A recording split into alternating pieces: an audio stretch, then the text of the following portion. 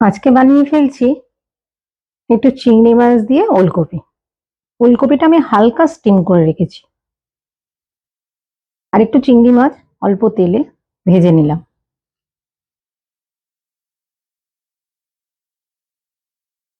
ফুলকপিটা আমি বেশি সিদ্ধ করিনি, কারণ মশলার মধ্যে দিয়ে আমি একটু কষাবো।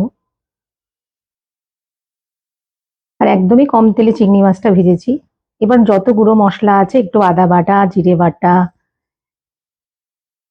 ধনে লঙ্কার গুঁড়ো, আর একটা টমেটো, জলে গুলে দিলে মশলাটা পড়ে না, সেই জন্য জলে গুলেই আমি দিয়েছি। দেখো একটু কষানো হয়ে গেছে। এবার আমি ফুলকপিগুলো দিয়ে দেবো, আর দুটো কাঁচা লঙ্কা ছেঁড়া এর মধ্যে দিয়েছি। আমাদের একটু ঝাল খায়, সেই জন্য আমরা একটু লঙ্কাটা বেশি দিই। গুঁড়ো লঙ্কা দেওয়ার সাথে সাথেও কাঁচা লঙ্কাও মশলার মধ্যে বেটে দিই, আবার গোটা কাঁচা লঙ্কাও দিই।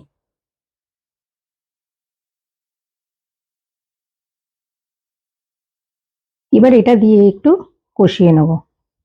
মশলাটা মোটামুটি কষানো হয়ে গেছে।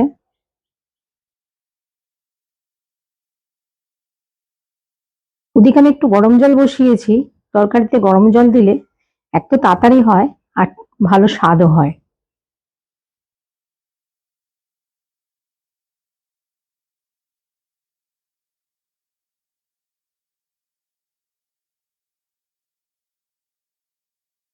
এবার আমি জলটা দিয়ে দিলাম। খুব বেশি জল দেবো না।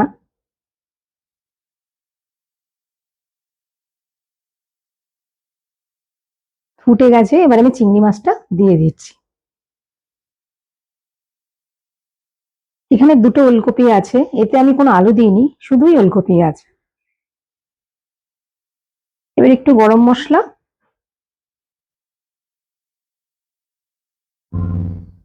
আর সামান্য একটু ঘি দিয়ে দেবো।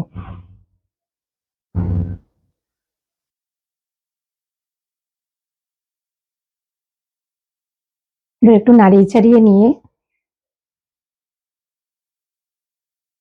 অল্প সময়ের জন্য একটু ঢাকা দিয়ে রাখবো।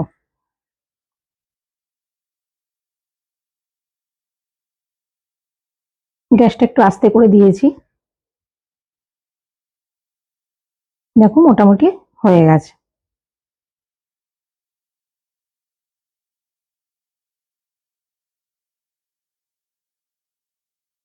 তোমরা কে কে এইভাবে করো?